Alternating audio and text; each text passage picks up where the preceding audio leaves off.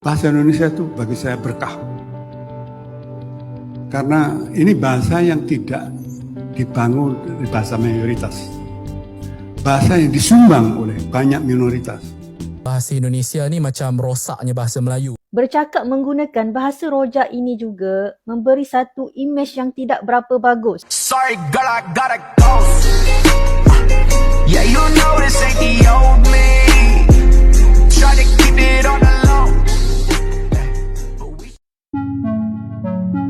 Alessia cemburu dengan bahasa Indonesia sampai memfitnah. Yap, Malaysia masih menunjukkan sikap cemburu terhadap bahasa Indonesia hingga melahirkan narasi-narasi miring yang menjurus pada fitnah. Di berbagai ruang media sosial, muncul pernyataan ekstrim dari sebagian warganet dan tokoh opini Malaysia yang menuduh bahasa Indonesia sebagai bahasa yang merusak bahasa Melayu. Bahkan ada yang dengan percaya diri mengatakan bahwa bahasa Indonesia itu tidak ada, seolah-olah jutaan penuturnya hanyalah ilusi. Narasi seperti ini jelas tidak lahir dari kajian ilmiah, melainkan dari emosi dan sentimen yang mendalam. Bahasa Indonesia ni macam rosaknya bahasa Melayu. Nah, kita ni sudah dihadkan dengan batas bangsa, negara bangsa. Bahasa Indonesia itu pun adalah atas faktor politik bahasa Indonesia yang berindukkan bahasa Melayu. Alright. Tapi sekarang ini mereka sudah tidak mahu lagi digelar ataupun disama dudukkan dengan bahasa Melayu. Walaupun mereka sedar dan mereka akui bahasa Indonesia itu induknya bahasa Melayu. Tetapi mereka kata kami sudah berlepas. Menjadi pergeseran adalah bila mana kita sebut bahasa Melayu, orang Indonesia fahamnya bahasanya orang Malaysia. Satu, ada sebahagian lagi yang menganggap bila sebut bahasa Melayu, mereka akan anggap bahasa daerah, bahasa orang Lingga, bahasa orang Riau.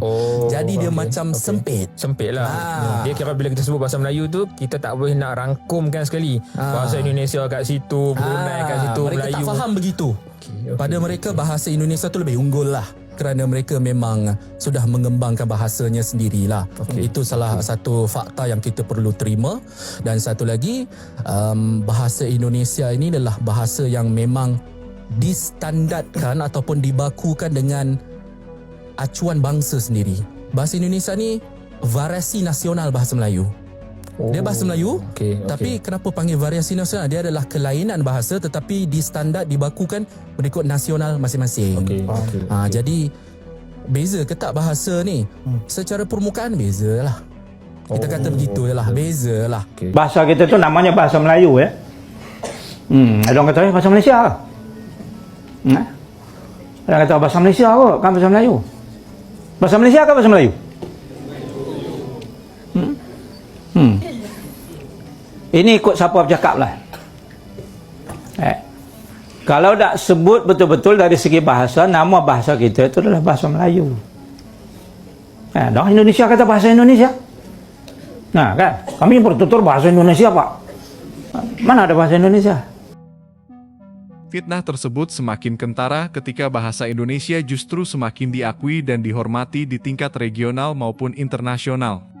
Alih-alih melakukan introspeksi, sebagian pihak di Malaysia memilih menyerang dengan cara merendahkan. Bahasa Indonesia dianggap sebagai ancaman, bukan karena kualitasnya buruk, tetapi justru karena keberhasilannya. Keberhasilan inilah yang memicu rasa iri, sebab Malaysia sendiri belum mampu menjadikan bahasa Melayu sebagai bahasa nasional yang benar-benar bermartabat dan digunakan sepenuhnya oleh masyarakatnya.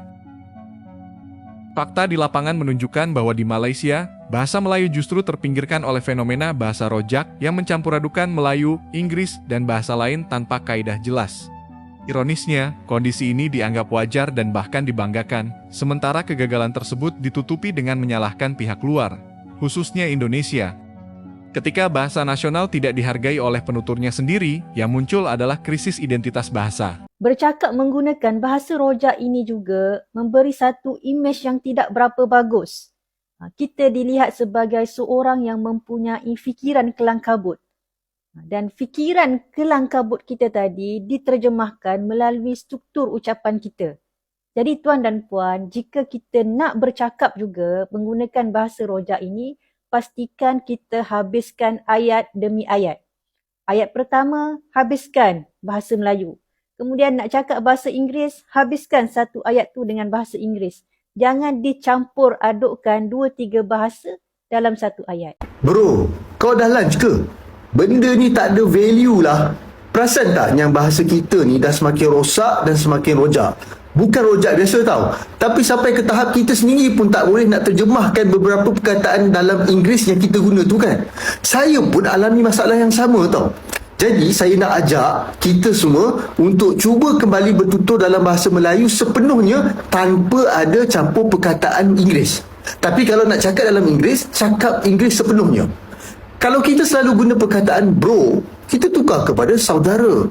Kalau perempuan, saudari. Kan sedap dengar tu. Kalau nak ajak makan tengah hari, kita selalu cakap jom pergi lunch nak. Kita ubah kepada jom makan tengah hari, atau paling mudah, jom pergi makan je lah. Kalau nak kata saya tak expect benda ni akan berlaku, kita cakaplah saya tak jangka benda ni akan berlaku. See you tukar kepada okey, jumpa lagi. Saya akui benda ni bukan senang, bahkan untuk saya juga.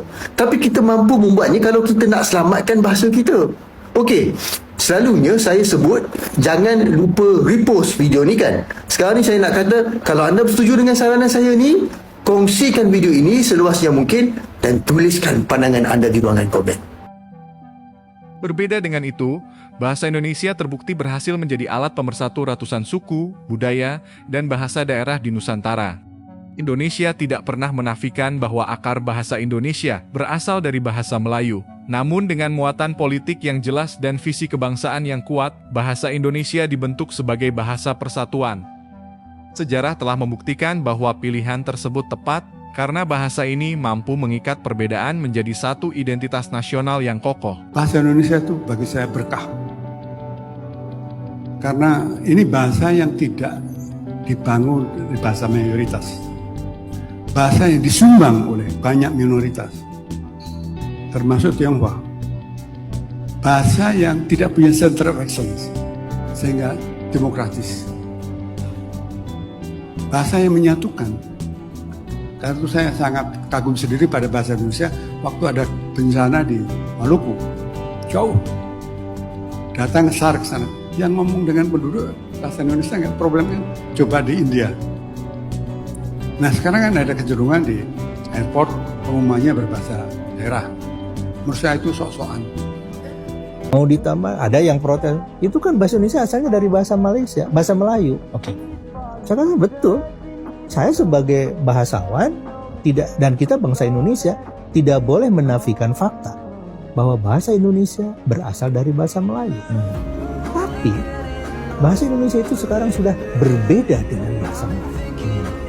Pertama dari segi status. Bagi bangsa Indonesia, ya, bangsa Indonesia nih, status bahasa negaranya, bahasa nasionalnya itu adalah bahasa Indonesia. Bahasa Melayu adalah satu di antara 718 bahasa daerah. Berarti bagi kita, bangsa Indonesia, bahasa Melayu adalah bahasa daerah. Statusnya bukan bahasa negara, bukan bahasa nasional. Bahwa di Malaysia, di Brunei, itu menjadi bahasa negara, menjadi bahasa nasional, itu urusan mereka, konstitusi mereka. Kita tidak akan cawe-cawe.